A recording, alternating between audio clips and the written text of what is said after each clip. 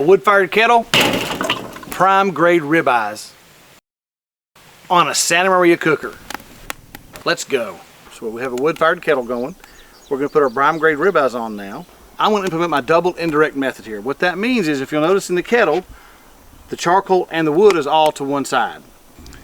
So I want to put my steaks on while my Santa Maria cooker is very high like this, because I want to get wood smoke flavor onto my steaks. I can't do that when I have it down low. So it's the double indirect is the fact that it's all on one side.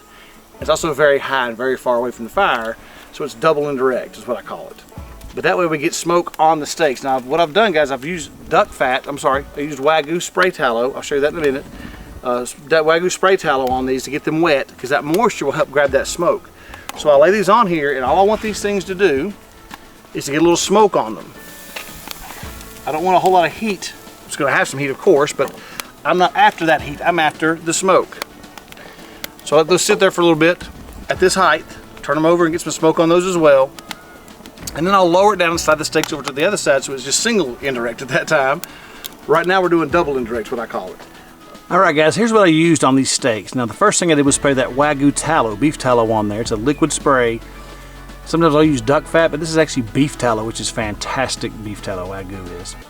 Spray that on there first. Then I actually use Kinders. Now I've not been a real big Kinders guy because I just never tried it before, and a friend of mine said, hey man, take this bottle. It was about half empty or half full, depending on how you look at it.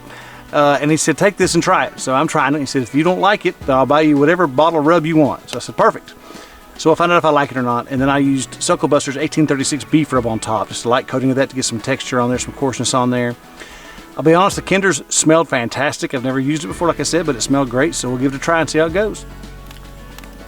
Now as you can see, folks, I have lowered the grate a little bit on the Santa Maria cooker because we're getting closer to needing some heat on there. I think they got plenty of smoke. There's plenty of moisture on that meat, of course, so we'll get closer if we can.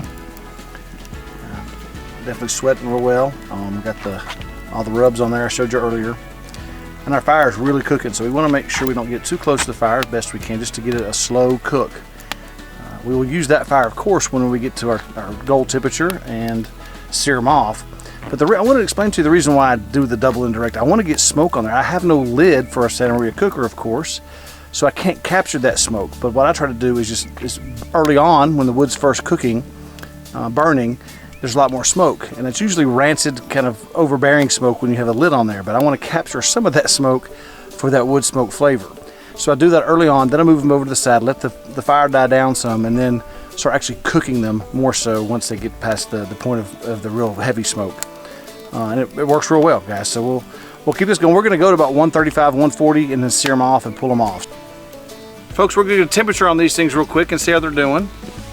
136, 138, so we're in that range, which is perfect. We're going to lower the grate now, slide the steaks over on top of the wood, and get a real good sear on these things.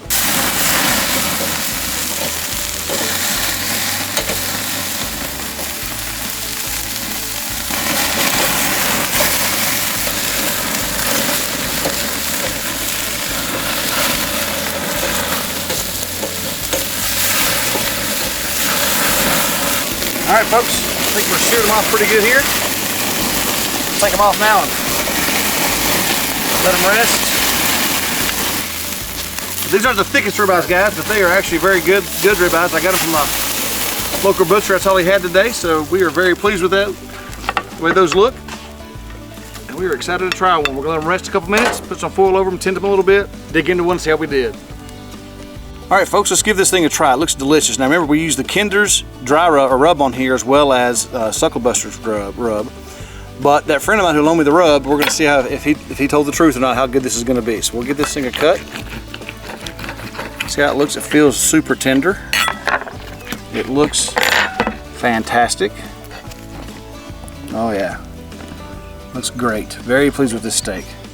It's a little thin, but that's okay. We got them done record time. We'll give it a try here and see how it tastes. Doesn't it taste as good as it looks? Get a good bite here. I always take too big a bite, so I'm trying to take a smaller bite. See how it goes. Let's take a bite here and see.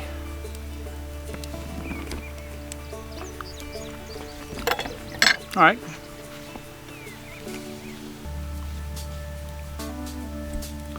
Great flavor, very tender and juicy. I like that rub well enough not to make my friend buy me a bottle of my own favorite, but it's not my favorite, but it actually is very good. The Circle Buster rub is very good as well. So super happy with these steaks. Guys, you don't have to have a Santa Maria cooker to make a great steak. Matter of fact, there's a video right here on my right hand side, on your left hand side, showing you some steaks I made another way. So by all means, there's different ways to make steaks. Whatever you decide to do, just make something. Get outside and make something you'll really enjoy, guys. So we hope you like the video and subscribe to our channel. Until next time, guys, we'll meet you at the smoker.